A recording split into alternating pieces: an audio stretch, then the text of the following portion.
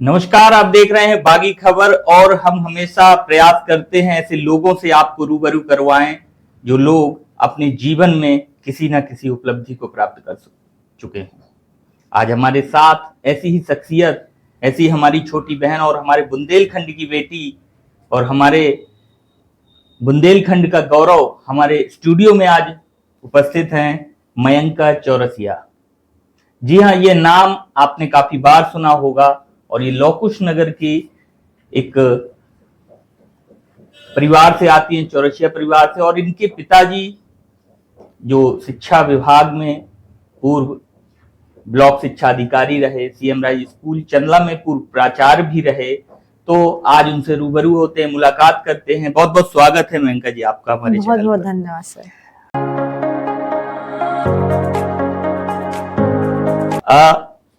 सबसे पहले दर्शक आपसे परिचय जरूर जानना चाहेंगे कि आखिर आप कहाँ से बिलोंग करती हैं और क्या आपका परिचय है। जी सर, मेरा नाम जैसे कि आपने भी बताया कि मयंका चौरसिया है। मैं लौ कुश नगर जिला छतरपुर की रहने वाली हूँ। मैंने ग्रेजुएशन में इलेक्ट्रॉनिक्स एंड कम्युनिकेशन ब्रांच में इंजीनियरिंग किया है बंसल कॉलेज भोपाल से। इसके बाद सर मैंने 2016 से MPPS की तैयारी शुरू की थी। पारिवारिक बैकग्राउंड कैसा रहा आपका? परिवार में कौन कौन थे, किस तरीके से आपसे आपकी मदद की पढ़ाई में, आगे बढ़ने में, किस तरीके का बैकग्राउंड था? जी सर, मेरे पिताजी जो कि यहाँ उपस्थित हैं अभी। जी बहुत बहुत स्वागत है सर आपका। ब्लॉक एजुकेशन ऑफिसर के पद से रिटायर्ड हुए हैं। मेरी माता जी गृहिणी हैं। मेरे भाई PWD डिपार्टमेंट में महाप्रबंधक के पद पर हैं। मेरे भाई से बड़ी जो बहन है वो पेंशन अधिकारी हैं और उनसे बड़ी जो बहन है मेरी वो शिक्षक के पद पर हैं। तो इसका मतलब आपका पूरा परिवार कहीं ना कहीं शासकीय सेवाओं में रहा है और है। कुछ जैसे पिताजी सेवानिवृत्त हो चुके हैं, भैया भी जॉब कर रहे हैं, बहनें जॉब कर रही हैं। तो कहीं ना कहीं आपके पास एक अच्छा खासा बैकग्राउंड था कि आप तैयारी कर सकें और आगे की हायर एजुकेशन कर सकें। लेकिन पढ़ाई में आपने अभी बताया कि मैंने इंजीनियरिंग की। इंजीनियरिंग के बाद लोगों का सपना होता है किसी मल्टीनेशनल कंपनी में जाएं, शासकीय इंजीनियर बने, जिस भी क्षेत्र से आपने किया। आपका MPPSC सिविल सर्विस की ओर कैसे झुकाव हुआ आपका? कैसे आपको लगा कि मुझे केवल यही करना चाहिए? जी सर, जब मैं 3rd ईयर में थी तो हमारे यहाँ पे कैंपस आने लगी थी कॉलेज में और मेरे भैया भी उसी समय पे वहाँ पे इंजीनियरिंग कर रहे थे। तो जब वो आते कई बार कि उनका ये कहना था कि तुम्हें कैंपस में नहीं बैठना है, प्रशासनिक सेवा की तैयारी करनी है। तो वो कई बार आते तो मुझे कहीं लूसेंट ले आते पढ़ने के लिए, कहीं मुझे MP की बुक ले आते पढ़ने के लिए। तो वहीं से कहीं ना कहीं सर मेरा एक माइंड सेट बहुत क्लियर हो गया था, मेरा विजन बहुत क्लियर था कि अब मुझे बिना किसी भटकाव के केवल एक ही चीज पे टारगेट करना है। और वहीं से सर फिर मेरा जो सपना शुरू हुआ कि अब मुझे MPPSC में चयनित होना है। और सर फिर वो बिना रुके जो सपना था वो मतलब वो चलता रहा और अब जाके विराम आया कि नहीं, फाइनली मैंने कर लिया और मेरा सिलेक्शन हो गया। कितने वर्षों की मेहनत लगी?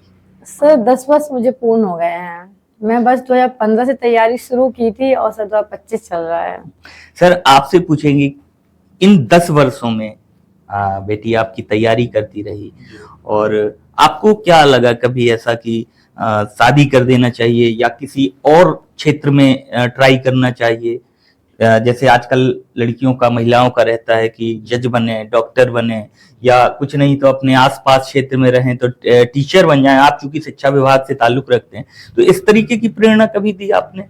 मेरा सोच यह है कि अभिभावकों को अपने बच्चों पर अपनी राय नहीं थोपना चाहिए। जिस दिशा में वो जाना चाहते हैं, जो उनका लक्ष्य है, उनको उस लक्ष्य में के लिए जो प्रयास है तो उसके लिए उनको मोटिवेट करना चाहिए और उनको आगे बढ़ने देना चाहिए। अपनी राय की नहीं थोपना चाहिए। तैयारी के दौरान कई बार आप असफलताएं भी हुई, जब 10 वर्षों का लंबा समय आपको लगा। उस स्थिति में, उस दरमियान कभी परिवार से किसी प्रकार का ऐसा आपको डिमोटिवेट किया गया है या कभी ऐसा लगा आपको कि परिवार चाहता है आप वापस आ जाओ? नहीं सर, मैंने हमेशा यही बोला है कि मेरे पास सबसे बड़ी एक शक्ति थी तो वो था परिवार का सपोर्ट। मुझे 10 वर्ष में कभी भी एक सेकंड के लिए मुझे ये नहीं लगा कि मेरे परिवार का मुझसे विश्वास खत्म हो रहा है, कि उनको लग रहा है कि नहीं तुम नहीं कर पाओगे या तुम वापस आ जाओ। मैं बहुत बार असफल हुई। मैंने इस दौरान मतलब 10 वर्ष के अगर एक समय में देखा जाए तो मैंने 8 मेंस दिए, ये चौथा मेरा साक्षात्कार था। तो मुझे कई बार मेंस नहीं निकले, कई बार मेरा साक्षात्कार नहीं हुआ, तो मेरे जो घर के सभी सदस्य थे एक मेरे पीछे ढाल बन के खड़े थे। कई बार ऐसा हुआ सर कि मुझे ही खुद पे सेल्फ डाउट आया कि पता नहीं मैं बार बार असफल हो रही हूँ तो मैं कर पाऊंगी कि नहीं कर पाऊंगी। लेकिन मेरे परिवार ने सर इस 10 वर्ष में कभी भी मुझे समाज क्या बोल रहा है, लोग क्या बोल रहे हैं, इसके बारे में कभी नहीं बताया। उन लोगों ने हमेशा मुझसे कहा जब जब मैं असफल हुई कि हमें पता है तुम एक दिन कर लोगी। और देखो जिस दिन रिजल्ट आया तो मेरे पापा ने बोला कि देखो हमने कहा था तुमने कर दिखाया। वो मोमेंट क्या था जब असफल हुए, रिजल्ट आया और हमने देखा कि अभी हम कुछ कदम रह गए?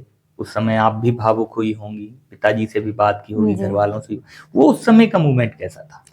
क्या रहता था? कैसे भावुक होते थे? मतलब क्या आपके मन में क्या चलता था कि मैं पापा से कैसे बात करूं, कैसे बताते थे? जी, देखिए सर क्या होता है कि आप जब लगातार प्रयास कर रहे हैं, आपने अपना 100% दिया है, उसके बाद यदि नहीं हो रहा है तो मुझे लगता है कि इसमें कहीं ना कहीं समय का भी बहुत ज्यादा मैटर करता है कि आपका शायद समय, लोग बोलते समय नहीं आया, समय नहीं आया। तो मैं जब भी असफल होती थी मेरे मन में कभी ये ख्याल नहीं आया कि मैं अपने पिताजी को कॉल करके बोलूंगी कि पापा नहीं हुए तो वो मुझे डांटेंगे, क्योंकि मेरे पिताजी को बहुत विश्वास था कि हमारी बच्ची को हमने पढ़ने भेजा, मतलब वो पढ़ रही है और अपना 100% दे रही है। कई बार सर मेरे पिताजी को ही मुझसे बोलना पड़ता था कि थोड़ा सा पढ़ाई बंद करो, घूम फिर आओ। तो सर जब मैं असफल होती थी तो मैं मेरे पिताजी को कॉल करके बोलती थी कि पिताजी इस बार नहीं हो पाया। तो हमेशा वो एक निश्चित तौर पर सर भावुक तो बहुत ज्यादा मैं होती थी, कई बार सर मैं रोती भी थी पिताजी से। लेकिन मेरे पिताजी की एक लाइन है जो मेरे माइंड में छपी हुई है, हमेशा बोलते थे कि महमूद गजनबी ने भारत पे 17 बार आक्रमण किया है, अभी तो तुम्हारे 2-3 अटेम्प्ट ही हो रहे हैं इंटरव्यू में। तो मैं इस चीज से बोलती थी कि जब क्या हुआ कि जब सर मैं असफल हुई, मेरे पिता ने मुझे एक विश्वास दिखाया कि नहीं नहीं कोई बात नहीं, अभी नेक्स्ट और करना है।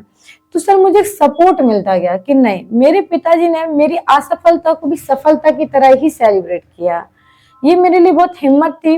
उन्होंने कभी ये नहीं कहा कि चलिए अब नहीं हो पाएगा। तो भावुक तो सर मेरा पूरा परिवार होता था। कई बार ये होता था कि सर मैं पहले रो लेती थी बहुत ज्यादा रिजल्ट आने के पहले, और 2-3 घंटे बाद कॉल करती थी ताकि मेरी आवाज से कहीं उन्हें ये ना लग जाए कि मैं शायद कर नहीं पाऊंगी। और फिर मैं बहुत मुस्कुराते हुए बोलती थी कि पिताजी चिंता मत कीजिए, जब भी वहां से लौटूंगी तो अधिकारी बन के ही लौटूंगी, क्योंकि मैं तो पली बड़ी अधिकारियों के घर में ही हूँ। जब कभी असफलता के लिए कभी आपको पता चलता था, एक देखा जाए तो एक बहुत लंबा अरसा आपने शिक्षा विभाग में दिया है, बच्चों को मोटिवेट किया है हमेशा, तो अपनी बेटी को मोटिवेट करने के बाद आपकी स्थिति क्या होती थी? आपको भी असफलता का जब पता चलता था तो उस स्थिति में आप क्या करते थे? मैं असफलता से कभी निराश नहीं हुआ। मेरा हमेशा यह रहा कि ट्राई एंड ट्राई अगेन वाला। आप लक्ष्य पर अपने तब तक बढ़ते रहिए, मतलब पथ पर आप तब तक आगे बढ़ते रहिए जब तक कि आप अपने लक्ष्य को जो है प्राप्त ना कर लें। तो चूंकि बच्ची ने ये डिसाइड किया था कि मैं जाऊंगी तो सिविल सेवा में ही जाऊंगी, अदरवाइज मुझे दूसरी सेवा नहीं करना है, तो मैंने उनके इस उद्देश्य में कभी बाधा नहीं डाली उनके उसमें। जी, चलिए इस बात पे तो आपने मोहर लगा दी कि घर परिवार ने आपका बहुत सपोर्ट किया। स्टडी को लेकर क्या स्ट्रेटेजी बनती थी? जैसे आप जो तैयारी करती थी, नोट्स बनाती थी, और टाइम टेबल आपने एक शेड्यूल बना के रखा होगा अपनी पूरी एक्टिविटीज का, कब पढ़ना है, कब क्या करना है, उससे आपको कितना प्रभाव मतलब आपके इसमें पड़ा लक्ष्य को पाने में? किस तरीके से आप इसको करते? जी, सबसे पहले सर मैं नोट्स का बता देती हूँ। मैंने कभी नोट्स नहीं बनाए हैं, क्योंकि मेरी सर हमेशा स्ट्रेटजी रही है कि बुक्स में ही अंडरलाइन मेरी करने की आदत रही है। तो हाइलाइटर से मुझे जो इम्पोर्टेंट लगता था तो मैं 2-3 कलर के हाइलाइटर रखती थी। पहली बार मैं उस एक हाइलाइटर को यूज करती थी। जब मैं दोबारा रिवीजन करती थी और मुझे लग रहा था कि ये मैंने हाईलाइट किया मुझे कहीं रिकॉल नहीं हो पा रहा है, तो दोबारा उसको मार्क करती थी। और ऐसे जब मैं थर्ड टाइम करती थी मुझे लगता था कि अब मुझे हो गया है, तो मैं उसको स्टार लगा देती थी थर्ड हाइलाइटर से। तो मैं नोट्स कभी नहीं बनाया। हालांकि बनाना चाहिए, सबकी अलग अलग स्ट्रेटजी है। और सर रहा टाइम टेबल का, तो सर क्या होता है कि हम अपने आप को जब एक टाइम टेबल में बांधते हैं तो वो कहीं ना कहीं हमें बर्डन लगने लगता है। मैंने इस तैयारी के दौरान में 10 वर्ष में सर कभी अपना टाइम टेबल नहीं बनाया। स्टार्टिंग में जब मैं बीई कर रही थी, तो जब मैं कॉलेज से आती थी तो मैंने अपने आप को एक शेड्यूल में बांधा, इतने बजे उठना है, इतने बजे खाना है, इतने बजे ये पढ़ना है। तो सर इसका मुझे ये समझ में आ गया कि मुझसे फॉलो नहीं हो रहा था, तो कहीं ना कहीं यहाँ पे क्या हो रहा था, एक बर्डन पड़ रहा था। जबकि आजकल के बच्चों को तो टाइम टेबल के लिए बोला जाता है कि आप टाइम मैनेजमेंट करके चलिए बिल्कुल। ताकि आप लोग सक्सेस हो सकें। सर बिल्कुल बोला जाता है, लेकिन टाइम मैनेजमेंट मुझे लगता है कागजों से ज्यादा अपने दिमाग में होना चाहिए। और सर मैंने अपना टाइम मैनेजमेंट कहीं दीवार में लिख के नहीं लगाया कि मुझे ये करना है। मेरा एक टॉपिक डिसाइड करती थी कि मुझे एक यूनिट करनी है, ये एक टॉपिक करना है, उसके लिए मैं अपने घंटे डिसाइड कर देती थी कि मुझे ये 2 घंटे में करना है। फिर उस टॉपिक को करने में मुझे 2 घंटे लग रहे हैं, 3 घंटे लग रहे हैं, या मुझे पूरी रात लग रही है, मुझे मैटर नहीं किया। मैंने कभी सेट, मेरा सुबह से एक रूटीन था बस ये कि मैं जितनी जल्दी हो सकूं उठ के मैं लाइब्रेरी पहुंचूं। और मैं लाइब्रेरी जाती थी, वहां पे अपने एक टॉपिक डिसाइड करती थी, उसको ही मैं पूरा करती थी। अब मैं वहां से कई बार ऐसा भी होता था कि सर मैं लाइब्रेरी से आई 9-10 बजे के समथिंग और मेरा वो पूरा टॉपिक कवर नहीं हुआ, तो मैं आके फ्रेश अप होके फिर से बैठ जाती थी। कई बार ऐसा होता था कि सर मैं रात को 4-4 बजे तक भी मेरा टॉपिक चल रहा है। तो अपने आप को मैं ये बोलना चाहूंगी, सर एक शेड्यूल में मत बांधिए, अपनी पूरी नींद लीजिए, अपने आप को कंफर्ट कीजिए, क्योंकि सर सिविल सर्विसेज एक दिन की परीक्षा नहीं है, हमें इसमें 1 साल अपने आप को बहुत झोंकना पड़ता है। बिल्कुल। जो ये कोर्सेज रहते हैं, पीपीएससी है, यूपीएससी है, ये एक दिन के और 1 साल के नहीं रहते हैं, बिल्कुल सही है। सेल्फ स्टडी और कोचिंग की स्टडी, इन दोनों में आपका क्या अनुभव रहा? कहाँ आपको ऐसा लगा कि सेल्फ स्टडी ज्यादा महत्वपूर्ण है या कोचिंग? जी सर, देखिए कोचिंग क्या होता है कि जब आप स्टार्टिंग में कोई भी जैसे आपने इंजीनियरिंग किया, कई बार क्या होता है कि सर हमें नॉलेज नहीं होता, हमें एक मार्गदर्शन नहीं होता है कि हमें किस दिशा में प्रयास करना चाहिए। हम मेहनत तो बहुत करते हैं लेकिन हमारी वो दिशा सही नहीं होती है ना। तो कोचिंग का ये फायदा होता है कि सर जैसे आप गए, आप किसी भी ऐसे मैंने इंजीनियरिंग किया, मैं किसी कोचिंग में नहीं, तो मुझे क्या होता है, मार्गदर्शन मिल जाता है। बाकी करना आपको ही है सर, कोचिंग कुछ महीनों की होती है, आपको अपनी सेल्फ स्टडी से पूरा एफर्ट लगाना होता है। हालांकि सर मैंने कभी भी कोई कोचिंग नहीं की है, मैंने अपना सेल्फ किया है। हाँ, टेस्ट सीरीज जो कि मेंस का एक पिलर मानी जाती है, आपको आंसर राइटिंग बोलते हैं कि जितना आप आंसर राइटिंग करेंगे उतना ही आप बेहतर अपने आप को कर पाएंगे। तो सर मैंने वर्ष 2017 में मैंने जब पहला मेंस दिया तो मेरा मेंस क्वालिफाई नहीं हुआ था, तो मुझे समझ में आया कि कहीं ना कहीं मेरी चूक रही। तब से लेके सर 2025 का समय अभी भी सर मेरी टेस्ट सीरीज जारी है। मैंने 10 वर्ष में सर अपनी टेस्ट सीरीज कभी नहीं छोड़ी है जी। इन सब के पीछे जैसे आपके भाई हैं, इस समय पीडब्ल्यूडी में महाप्रबंधक के पद पर हैं और पहले उन्होंने उत्तराखंड में सेवाएं दी, अब आजकल अपने मध्य प्रदेश में हैं।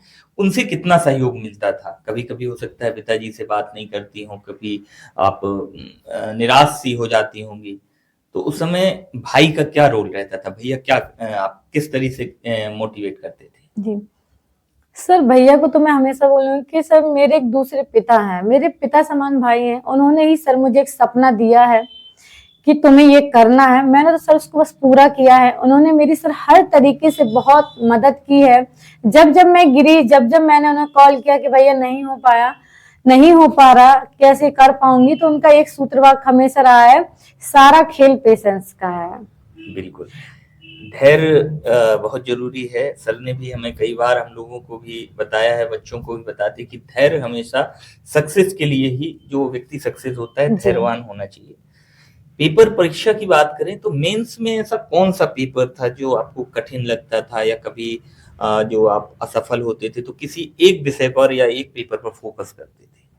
सर देखिए सर, ऐसा है कि जो एमपीपीएससी की मुख्य परीक्षा है वो कोई एक पेपर्स की नहीं है, वो पूरी 6 पेपर की, आपको बराबर से मेहनत करनी होती है 6 पेपर पे। हालांकि सर कई एक पेपर ऐसा है जो मतलब लगता था सबको कि बहुत टफ है, 3rd पेपर जो कि साइंस बैकग्राउंड का था। क्योंकि मैं ऑलरेडी साइंस बैकग्राउंड से थी तो सर मुझे इतनी कभी कोई कठिनाई नहीं आई है। तो मैंने सर अपना जो पूरा एफर्ट है मैंने किसी पेपर पे नहीं लगाया, मैंने अपना बराबर समय सब पर दिया, क्योंकि मुझे लगता है कि अगर आप थोड़ा सा भी ध्यान एक पेपर से हटाते तो सर वो आपका कमजोर हो जाता है और वहां पे सर आपकी मार्किंग कम हो जाती है। मैंने अपने 6 सब्जेक्ट को सब बराबर ध्यान दिया और सर मेरी इस बार मेंस में भी अच्छे नंबर आए हैं। इसी सर आप भी साइंस के स्टूडेंट रहे हैं, साइंस के टीचर रहे हैं, क्या साइंस में इस तरीके से कॉन्फिडेंस जो इनको है वो आपकी देन है या आपने प्रेरित किया है कि साइंस लेना चाहिए? देखिए, साइंस सब्जेक्ट्स का चयन भी बच्चों ने अपनी मर्जी से किया था, किंतु मैं साइंस का टीचर रहा, लेक्चरर रहा, मैं केमिस्ट्री का लेक्चरर रहा और बीएससी तक मेरा बायोलॉजी था। तो दूसरा मैं पीएमटी जैसे उसमें भी चयनित हुआ, तो मेरे पास में फिजिक्स, केमिस्ट्री, बायोलॉजी का एक टीचिंग का एक अच्छा अनुभव था। तो जब कभी इनको मार्गदर्शन की ज़रूरत पड़ती थी और पूछती थी तो मैं इनको फ़ोन पर डिक्टेट करता था और इनके कन्फ्यूजन्स को दूर करता था। कई बार कन्फ्यूजन्स आ जाते थे कि किताब में ये लिखा हुआ है और इसको बताया ये गया है इसमें, तो मैं फिर उनको फंडामेंटल बता करके इनको क्लियर करता था कि ये नहीं, ये सही है और ये सही नहीं। कहीं ना कहीं मतलब जहां भी इनको साइंस में दिक्कत होती तो आपसे मार्गदर्शन लेती थी? जी हाँ। चलिए, हाँ, मेंस आपने बताया कि कई सारे पेपरों में एक जैसा एफर्ट लगाना होता है, कभी किसी में कम ज्यादा होगा तो फिर दिक्कत आ जाती है। इंटरव्यू बोर्ड जो आपको इंटरव्यू आपका लिया होगा, बोर्ड में कुछ मेंबर्स बैठे होंगे, उन मेंबर्स को देखकर आपके मन में आपके दिमाग में जो कॉन्फिडेंस लेवल था वो कैसा था? आपको क्या लगता था कि क्या पूछेंगे, कैसे पूछेंगे? कितनी बार इंटरव्यू दे चुकी हैं पहले? जी सर, मेरा चौथा साक्षात्कार था। मैं इसके पहले 3 बार असफल हुई हूँ सर। चूंकि सर एक इंटरव्यू अपने आप में एक विस्तृत विषय है। क्या है सर कि इंटरव्यू हमारे पास मेंस, प्रीलिम्स, इन सबका एक सिलेबस होता है, हम उस सिलेबस में बंधे होते हैं कि हमें इसके आसपास ही तैयार करना है। लेकिन जो साक्षात्कार है सर, उसका कोई सिलेबस नहीं है। आप जितना उसमें अपने आप को पढ़ते जाएंगे आप उतना ही निखार आता जाएगा। तो सर हालांकि मेरा कॉन्फिडेंस शुरुआत से ही इंटरव्यू में भी हाई रहता था, क्योंकि सर मैं अपनी तैयारी इस स्तर की करती थी कि मेरे दिमाग में ये होता था कि क्या ही पूछ लेंगे।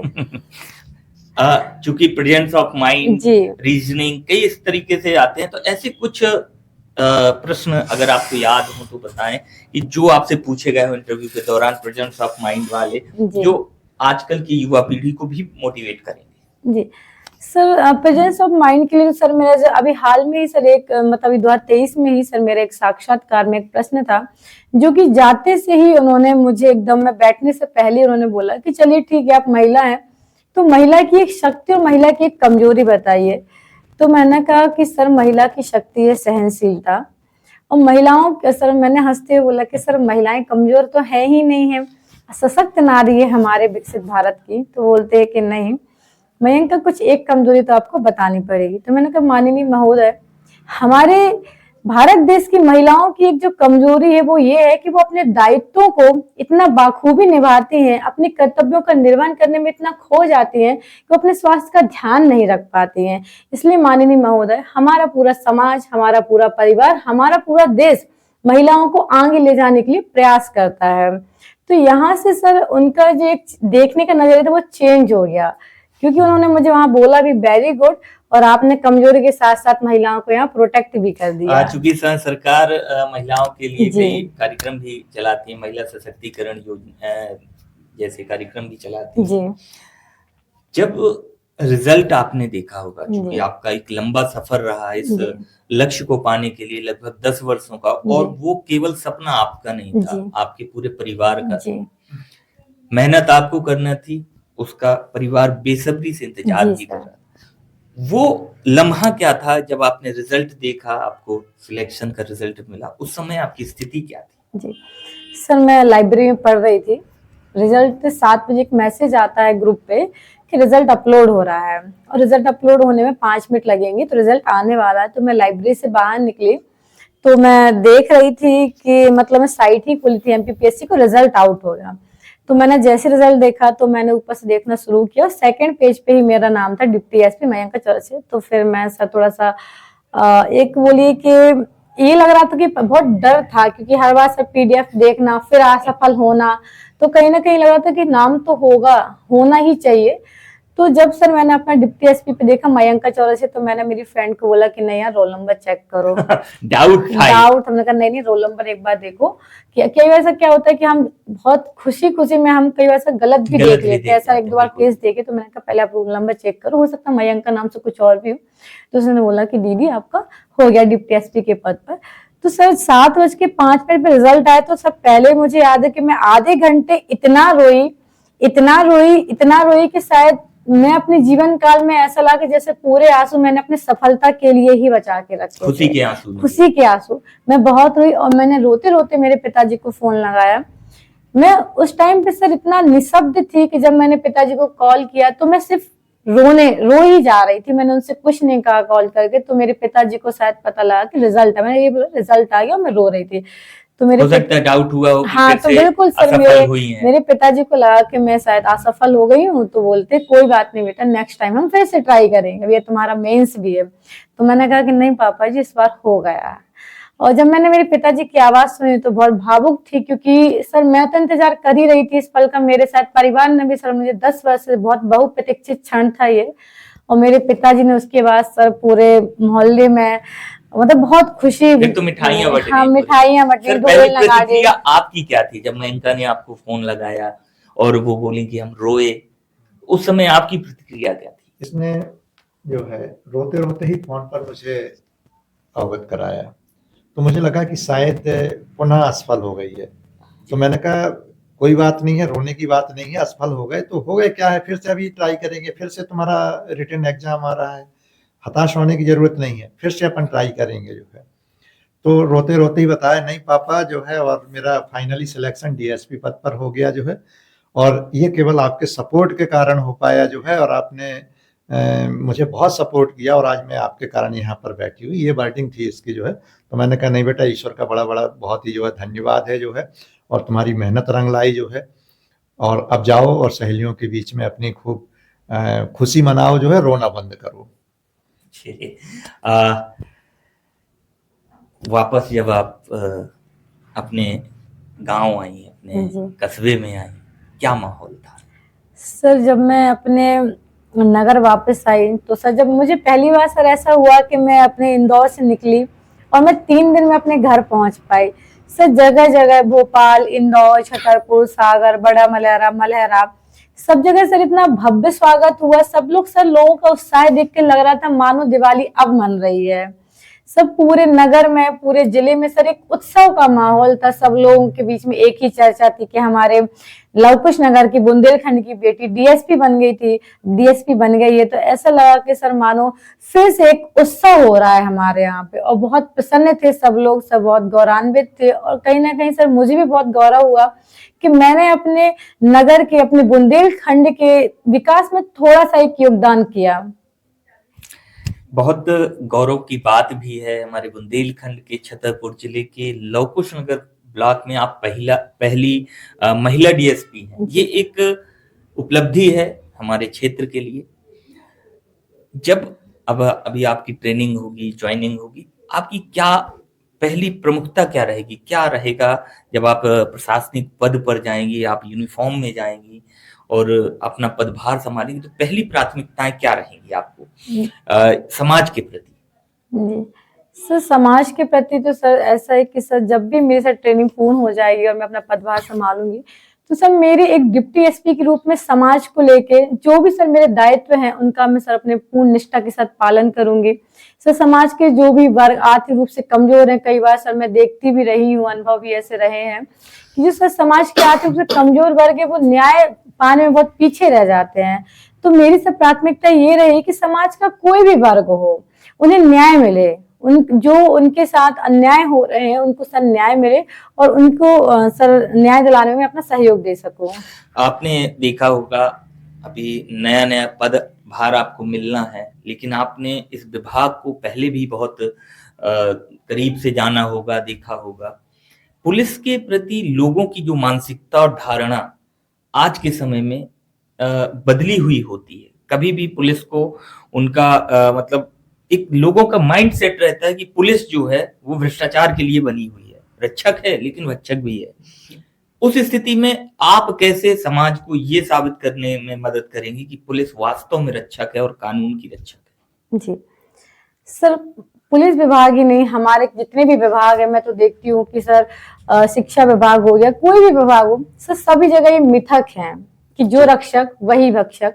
सर कई बार क्या होता है कि जब हम एक अधिकारी के रूप में हम क्या होता है, जब अपने हम पद पे बैठते हैं तो सर हमारे सामने कई बार ऐसे मामले आते हैं जहां हमें सब व्यक्तिगत रूप से हटते हुए हमें सार्वजनिक चीजें देखनी पड़ती हैं, जिनका भी कई बार सर ऐसा होता है कि व्यक्तिगत रूप से हम अगर किसी का सपोर्ट नहीं कर पाते तो सर लोग कहीं ना कहीं इस चीज को बोलने के लिए कि नहीं नहीं पुलिस हमारा सहयोग नहीं कर रही है। सर मेरे भी बहुत अनुभव रहा है, मैं भी 10 वर्ष से सब बाहर हूँ कि सर यदि आप कोई भी समस्या आपको लग रहा है कि आप पे काम नहीं हो रहा है, ये हो गया और आप पुलिस प्रशासन के पास जाते हैं तो वो बहुत सर ईमानदारी से निष्ठा से आपको बताते कि आपको आगे ये करना चाहिए, आपको एक मार्गदर्शन देते हैं। तो सर ये मिथक है हमारे समाज में। सर कोई भी अधिकारी वर्ग हो, चाहे पुलिस प्रशासन या कोई भी, यदि वो उस पद पर बैठा है तो सर वो अपने कर्तव्यों का जो भी उसे कर्तव्य सौंपे हैं पूर्ण निष्ठा से पालन करता है। चलिए बहुत देर बात हुई, अब लास्ट प्रश्न आपसे होगा कि आप आज की नौ जो युवक हैं जो आज तैयारी करना चाहते हैं या ऐसे बच्चे जो रूरल एरिया से देहात से निकलते हैं, उनके पास तैयारी के संसाधन नहीं होते, आर्थिक सहायताएं नहीं होती, उनके लिए क्या कहना चाहेंगे, किस तरीके से अपने लक्ष्य को पाएं? जी सर, मुझे ऐसा लगता है कि आप किसी भी शहर से हो या गांव से हो, आप सरकारी स्कूल में पढ़ रहे हो या निजी स्कूल में, प्राइवेट स्कूल में पढ़ रहे हो, कोई फर्क नहीं पड़ता है। यदि आपने ठान लिया है कि मुझे कुछ करना है, मुझे कुछ बनना है और अपने लक्ष्य के प्रति आप दृढ़ संकल्पित हैं, तो मुझे लगता है कि सर ये चीजें कि आपके पास आर्थिक स्थिति कमजोर है या आप शहर से नहीं है, आप गांव से, सब बाधक नहीं हो सकती। क्योंकि सर मैं आज देख रही हूँ कि हर एक घर में, चाहे सर वो गांव हो, शहर हो, कस्बा हो, सभी घरों में सब मोबाइल फोन्स हैं। सर मोबाइल फोन्स में हमारी social media, YouTube, Insta, Facebook, सभी जगह सर आप नॉलेज ले सकते हैं। यूट्यूब पे सर हजारों वीडियोस चले हैं। अगर आप में है कि मुझे पढ़ना है, मुझे कुछ करना है, तो सर यूट्यूब पे आप स्क्रॉल कीजिए, आपको हर संस्थान के हजारों वीडियोस मिल जाएंगे जो आपका मार्गदर्शन कर सकते हैं, जो आपको सोर्स चाहिए है, कुछ आपको हिस्ट्री पढ़ना, जियोग्राफी पढ़ना, पॉलिटी में, सब कुछ डाला, फ्री ऑफ कॉस्ट है। सोशल मीडिया ने आपको कितना सहयोग किया है आपकी इस सफलता में? जी सर, जैसे कि सर मैं तो सोशल मीडिया पर नहीं थी, मैंने अभी हाल में ही बताया कि सर मैंने इंस्टा पर अभी आईडी बनाई है। हालांकि सर जब कभी मुझे ऐसा लगता था कि मैं कहीं फंस रही हूँ, मुझे कुछ को अपडेट करना है कुछ नहीं, तो सर मैं गूगल का बहुत सहारा लेती थी। यूट्यूब पे कई बार सर मैं देखती थी करंट अफेयर्स, तो मैं सर उसको ऐड करती थी। और सर देखो सर आज के समय में मुझे ऐसा लगता है कि जो सोशल मीडिया प्लेटफॉर्म है वो आपके लिए एक अभिशाप भी है और आपके लिए एक वरदान भी है। अगर ये डिपेंड करता है कि व्यक्ति उस तरह उसको यूज कैसे करता है। अगर आप उसको अच्छा यूज करते हैं अपने विकास के लिए, तो सर वो निश्चित तौर पर आपके लिए बहुत बड़ा वरदान है। और यदि सर आप अपना समय बर्बाद कर रहे हैं, रील्स चला रहे हैं, तो सर आपके लिए बहुत बड़ा अभिशाप है। तो सर मेरे लिए तो काफी हेल्पफुल रहा यूट्यूब और गूगल से। सर मैंने बहुत सर्च किया, स्पेशली सर करंट अफेयर्स में बहुत ज्यादा उस पर देखती थी। चलिए बहुत सारी बात हुई, हमारे साथ स्टूडियो पे बहुत समय दिया मयंका चौरसिया, जो आज हमारे बुंदेलखंड की बेटी हैं और हमारे आदरणीय श्री राजेंद्र प्रसाद चौरसिया जी की सुपुत्री हैं, आज डीएसपी के पद पर चयनित हुई हैं। बहुत बहुत बधाइयां हमारे बागी खबर न्यूज चैनल के पूरे समस्त परिवार की ओर से बहुत बहुत बधाइयां। तो नमस्कार, आप देख रहे थे बागी खबर, और अगर आप चैनल पर नए हैं तो चैनल को सब्सक्राइब कर लें, वीडियो को शेयर करके लाइक जरूर कर दें। नमस्कार।